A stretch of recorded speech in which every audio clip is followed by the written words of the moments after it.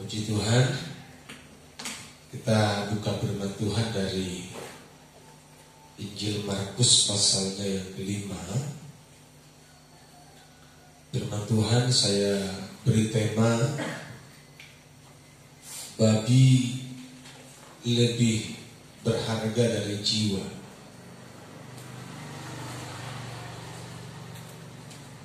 Babi lebih berharga dari jiwa. Kenapa demikian? Itu yang perlu kita pelajari.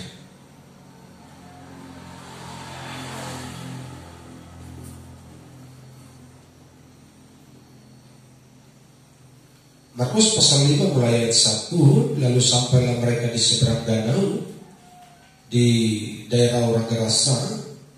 Baru saja Yesus turun dari perahu, datanglah seorang yang kerasukan roh jahat dari pekuburan menemui dia. Orang itu diam di sana dan tidak ada seorang pun lagi yang sanggup mengikatnya sekalipun dengan rantai, karena sudah sering ia dibelenggu dan dirantai, tetapi rantainya diputuskannya dan belenggunya dimusnahkannya, sehingga tidak ada seorang pun yang sanggup untuk tidak ada seorang pun yang cukup kuat untuk menjinakkannya. Siang malam ia berkeliaran di pekuburan dan di bukit-bukit sambil berteriak-teriak dan memukul-mukul dirinya dengan batu. Ketika ia melihat Yesus dari jauh, berlarilah ia mendapatkannya lalu menyembahnya. Dan dengan keras ia berteriak, "Apa urusanmu dengan aku, hai Yesus, Anak Allah yang Maha Tinggi? Demi Allah, jangan siksa aku." Karena sebelumnya Yesus mengatakan kepadanya, "Hai engkau roh jahat, keluar dari orang ini." Kemudian ia bertanya kepada orang itu, "Siapa namamu?" Jawabnya, "Namaku Legion, karena kami banyak." Ia memohon dengan sangat supaya Yesus jangan mengusir roh-roh itu keluar dari daerah itu. Adapun di sana di dalam bukit sejumlah besar babi sedang mencari makan. Lalu roh-roh itu meminta kepadanya, katanya, "Suruhlah kami pindah ke dalam babi-babi itu, biar kata kami memasukinya." Yesus mengabulkan permintaan mereka. Lalu keluarlah roh jahat itu dan memasuki babi-babi itu. Kawanan babi yang kira-kira 2000 jumlahnya itu terjun dari tepi jurang ke dalam danau dan mati lemas di dalamnya. Maka larilah penjaga-penjaga babi itu dan menceritakan hal itu di kota dan di kampung-kampung sekitarnya. Lalu keluarlah orang untuk melihat apa yang terjadi. Mereka datang kepada Yesus dan melihat orang yang kerasukan itu duduk, sudah berpakaian dan sudah waras. Orang yang tadinya kerasukan legion itu, maka takutlah mereka. Orang-orang yang telah melihat sendiri hal itu menceritakan kepada mereka tentang apa yang telah terjadi atas orang yang kerasukan setan itu dan atas babi-babi itu. Lalu mereka mendesak Yesus supaya ia meninggalkan daerah mereka. Pada waktu Yesus naik lagi ke dalam perahu, orang yang tadinya kerasukan setan itu meminta supaya ia diperkenankan menyertai dia. Yesus tidak memperkenankannya, tapi ia berkata kepada orang itu, "Pulanglah ke rumahmu, kepada orang sekampungmu, dan beritahukan kepada mereka segala sesuatu yang telah diperbuat oleh Tuhan atasmu dan bagaimana ia telah mengasihani engkau." Orang itu pun pergilah dan mulai memberitakan di daerah Dekapolis segala apa yang telah diperbuat Yesus atas dirinya, dan mereka semua menjadi heran. Puji Tuhan. Apa yang telah kita baca bersama ini memberikan sebuah kesimpulan, dan itu yang menjadi tema firman Tuhan hari ini. Apa yang saya pelajari dari perikop ini, bahwa bagi sebagian orang babi lebih bernilai, lebih berharga dari nyawa, dari jiwa. Babi ini berbicara nilai. Ada nilai uang, ada nilai materi. Jadi orang-orang yang tidak mengerti kebenaran, orang-orang yang kurang mencintai Tuhan, bagi mereka sesungguhnya babi lebih berharga dari jiwa. Memang kedengaran keras, kedengaran ini pahit, tapi ini adalah fakta. Karena itu kita perlu belajar hari ini seperti apa ciri-ciri dari orang-orang yang menjadikan babi lebih berharga dari jiwa tersebut. Di dalam ayatnya yang ke-16, ayat 16 dan 17 saya baca buat kita. Orang-orang yang telah melihat sendiri hal itu menceritakan kepada mereka. Mereka ini kalangan orang banyak. Orang-orang yang telah melihat sendiri itu adalah gembala-gembala dari babi itu, peternak-peternak babi itu.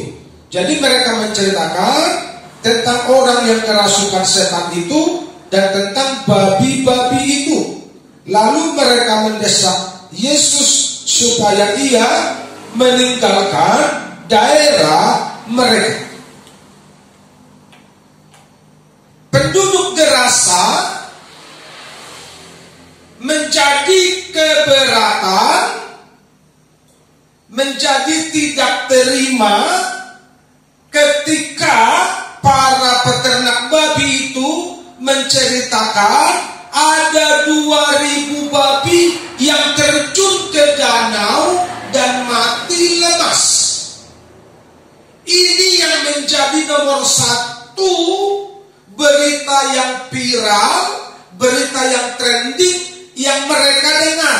Padahal sebelumnya peternak itu menceritakan bagaimana seorang yang kerasukan setan oleh legion ini. Alkitab mencatat, telah kita baca, tidak ada satu orang yang kuat pun yang bisa membelenggunya. Bahkan rantai pun dilepaskan dan dia siang malam jalan-jalan di pekuburan, di bukit-bukit. Dia berteriak-teriak sambil memukul-mukul tubuhnya dengan batu. Tentu dia ini mendatangkan kebisingan, keonaran kepada penduduk Gerasa. Tapi mereka tidak berbahagia, mereka tidak bersuka cita, mereka tidak bangga dengan berita kelepasan dari orang yang kerasukan ini. Karena dia sudah waras, dia sudah sehat. Mereka tidak bangga dengan itu, tapi mereka kecewa karena ada babi 2.000 babi yang terjun ke danau. Itu yang menjadi problem bagi penduduk di Gerasa, sehingga mereka dengan bulat hati berkata, Tuhan, keluarlah dari kampung kami. Saudara mengerti maksudnya? Betapa pesona uang itu bisa mengesampingkan hati orang dari Tuhan. Itulah masalah. Jadi menjadi enggak tergiur mereka. Harusnya kalau orang yang cinta Tuhan, luar biasa ini, sesuatu yang ajaib, ini mukjizat. Karena tidak ada kuasa yang sanggup melepaskan orang ini. Selama ini dia bikin rusuh, bikin recok. Kami semua sudah belenggu dengan rantai. Rantainya lepas, mudah kali bagi dia. Hanya pribadi ini yang bisa melepaskan dia. Tuhan, mampir di rumahku, singgah di rumahku, ayo makan di rumahku. Harusnya mereka berkata begitu. Tapi tidak ada satupun dari penduduk Gerasa yang berkata begitu kepada Tuhan. Tapi mereka berkata, Tuhan, keluarlah, pulanglah, pergi dari sini. Haleluya. Ini sadis, tapi ini fakta. Ada banyak orang percaya mengusir kebenaran dari hatinya, tapi mengisi otaknya dengan logika, mengisi jiwanya dengan kekuatan manusia. Padahal Alkitab sudah bilang, terkutuklah orang yang mengandalkan kekuatannya sendiri. Tapi banyak orang sampai hari ini masih tetap mengandalkan kekuatannya sendiri. Semoga kita tidak seperti itu. Haleluya. Firman Tuhan sudah bilang, cari dahulu kerajaan Allah dan kebenarannya, maka semuanya akan ditambahkan kepadamu. Orang Kristen tahu itu, tapi mereka mengesampingkan mengesampingkan itu dan mereka memilih berjualan dan bekerja pada hari itu. Kan begitu?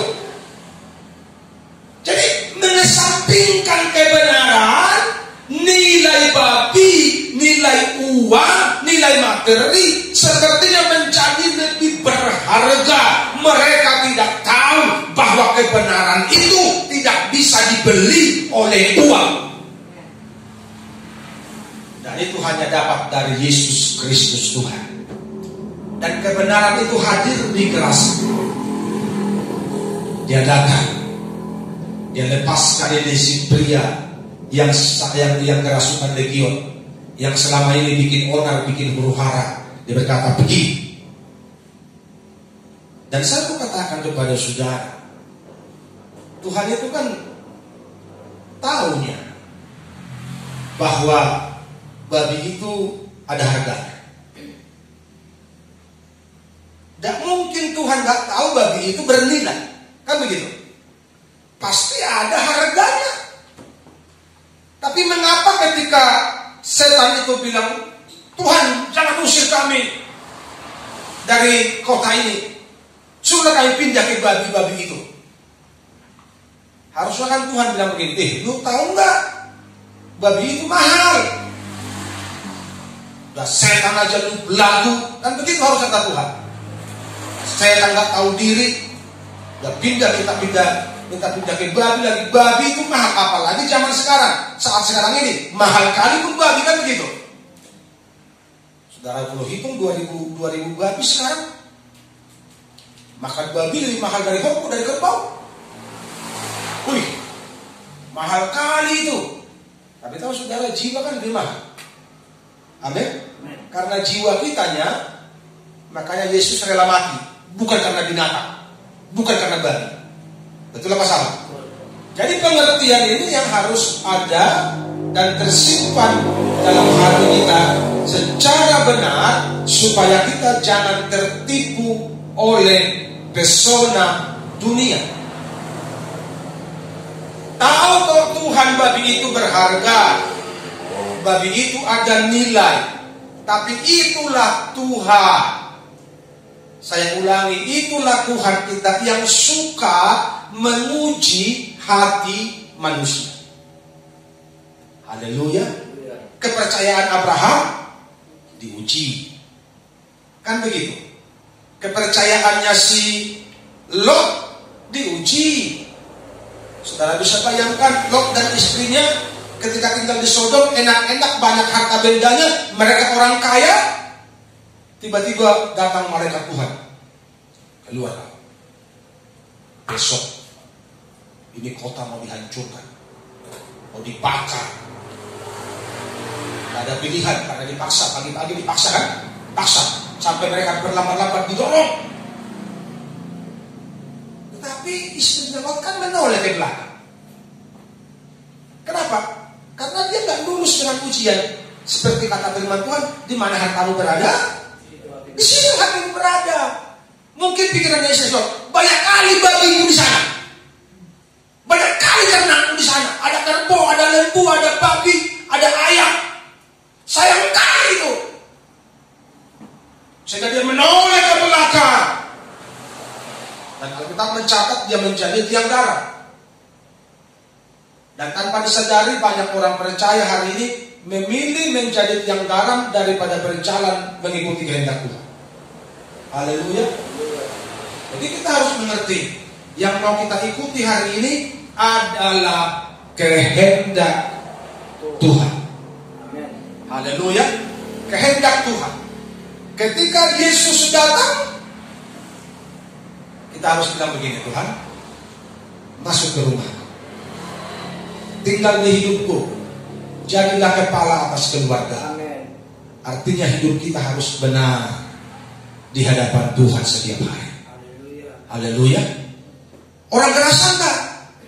Mereka menolak kebenaran. Mereka menolak Tuhan. Kenapa? Karena memang mereka enggak cinta. Mereka enggak butuh. Yang mereka butuhkan apa? Babiku harus hidup, usahamu harus hidup, usahaku harus jalan, aku harus sukses, aku harus kaya, Tuhan mah nomor 10, nomor 20. Itu pikiran banyak orang di akhir zaman ini. Karena itu mari kita sadar, bertobat sebelum terlambat. Amin. Haleluya. Sebelum terlambat. Karena tidak selamanya uang itu bisa menolong. Tidak selamanya uang itu bisa menyelamatkan. Tapi selamanya dan sampai selama-lamanya Tuhan selalu menolong. Amin. Beda kan? Uang dan Tuhan.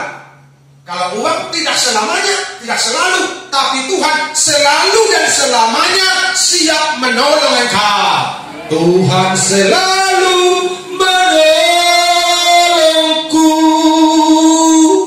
selalu menjagaku,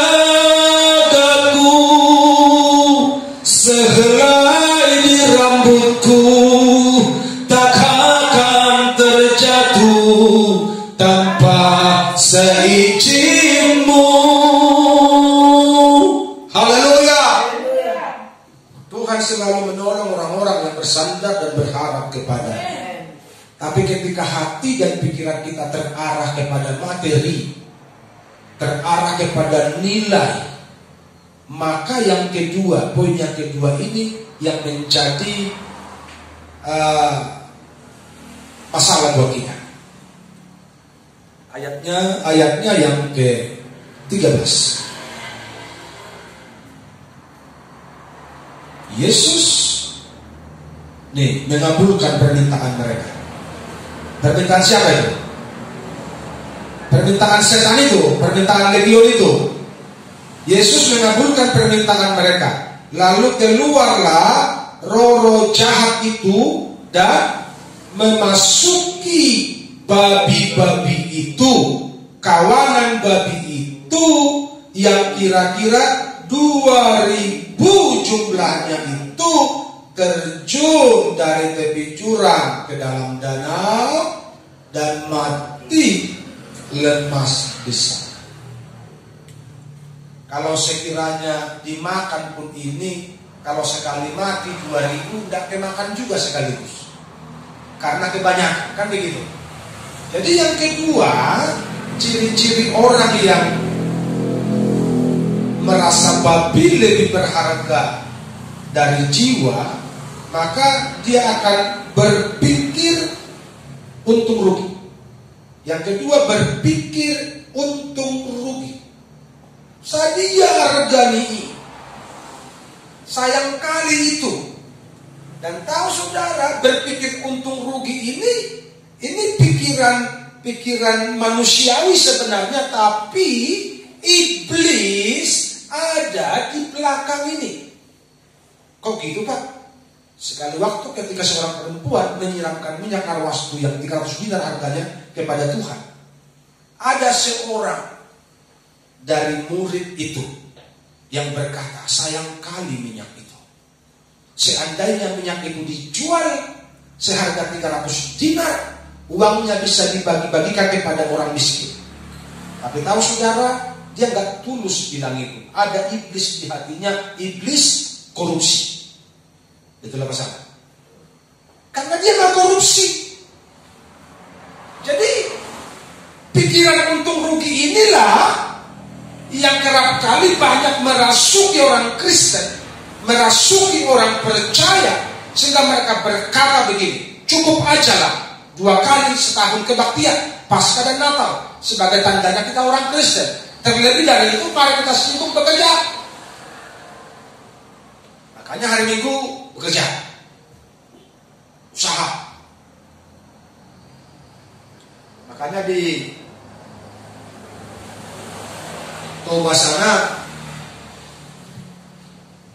lagi dibuat wacana oleh pemimpin agama dengan DPRD supaya dikodok menjadi perda.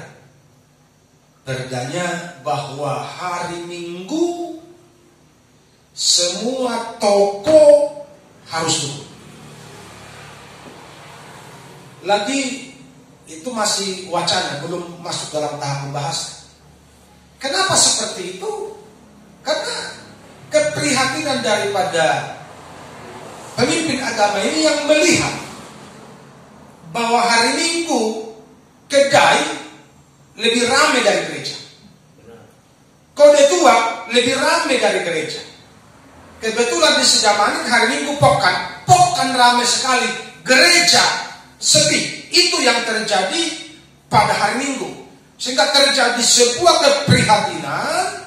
Akibatnya kalau cuma keluar dari gereja, kadang-kadang jemaat bilang begini, Pandoko nih Madis, memang pendeta kan tugasnya kan khotbah, aku kan hidupku yang tahu. Kenapa? Karena otaknya otak untung rugi, sehingga mau dibuat menjadi sebuah peraturan, sehingga kalau orang melanggar bisa didenda. Kan begitu? Bisa didenda kalau orang melanggar, mau dibuat baik menjadi sebuah peraturan. Tapi yang paling utama kan hatinya. Andaikan pun dibuat itu jadi peraturan dan terjadi, ke gereja lah orang karena terpaksa. Sampai di gereja kalau dia melamun dan hatinya gak diberi buat Tuhan, sama aja bohong. Itulah masalah. Sama aja bohong. Tubuhnya di sini, hatinya di Danau Toba. Enak kali gua mancing di sana gua. Udah dapat jahe gede-gede, itu kan tarikannya itu. Karena hobi mancing. Makanya ketika kita berpikir untung rugi, maka kerajaan surga akan menjadi terpinggirkan dari hati kita, menjadi nomor kesekian. Nomor yang pertama, bagaimana supaya aku berhasil, bagaimana supaya aku sukses, bagaimana supaya keluargaku sangat dilihat orang, sehingga aku harus berusaha, harus berjuang, kerja, jualan, dalam hari Minggu. Semoga kita mengerti dan tidak mengulangi kesalahan yang sama. Haleluya. Karena berkat Tuhan yang menjadikan kaya, susah payah tidak akan menambahinya. Kalau saudara lihat media sosial di kota-kota besar hari ini, sudah banyak rumah-rumah mewah yang dijual. Ada pelang dijual rumah-rumah mewah, rumah-rumah kaya. Kenapa? Karena bukan cuma orang miskin yang kena dampak COVID ini, tapi semua orang hidup di bawah kolong langit ini terkena dampak daripada COVID ini. Hanya kalau engkau bersandar pada Tuhan, engkau diberi kekuatan. Engkau dekat sama Tuhan, engkau ditopang, engkau ditolong, dan jalan keajaiban masih ada. Haleluya. Jalan keajaiban masih ada.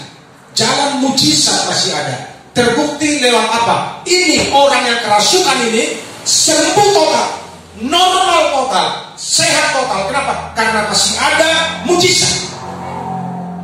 Kalaulah ditolong